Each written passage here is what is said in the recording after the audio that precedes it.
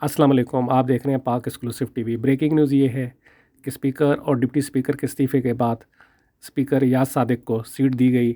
انہوں نے اجلاس کی صدارت کی اور تحریک عدم اعتماد پر ووٹنگ کروائی۔ 172 سے زائد ارکان نے تحریک عدم اعتماد کے حق میں ووٹ دیا، جس کے بعد وزیر اعظم عمران خان اپنی سیٹ کے لیے نااہل ہو گئے اور شہباز شریف کو وزیر اعظم پاکستان منتخب کر لیا گیا۔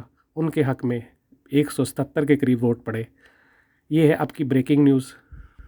یاز صادق سے پہلے جب اسپیکر کی سیٹ پر بیٹھے ہوئے تھے اسد قیصر، انہوں نے کہا کہ میری 26-30 سال کی دوستی ہے، میں اس طرح خراب نہیں کر سکتا، سیٹ چھوڑ رہا ہوں، ووٹنگ نہیں کروا سکتا۔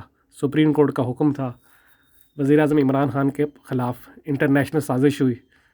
اس کے پہلے بھی مختلف پرائم منسٹر کے خلاف سازشیں ہوتی رہی، لیکن عمران خان نے سٹینڈ لیا اور وہ کھڑے ہو گئے اور وہ عوام میں جائیں گے اور مقابلہ کریں گے۔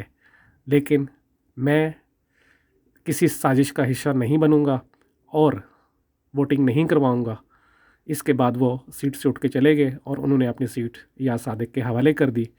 اس کے بعد ووٹنگ ہوئی اور تازہ ترین صورتحال یہ ہے کہ وزیر اعظم عمران خان کی جگہ اب شہباز شریف وزیر اعظم پاکستان ہوں گے، جس کا فیصلہ ہو گیا ہے۔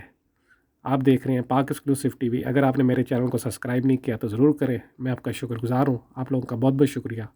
اللہ حافظ۔ دیکھتے رہیں پاک ایکسکلوسیو ٹی وی۔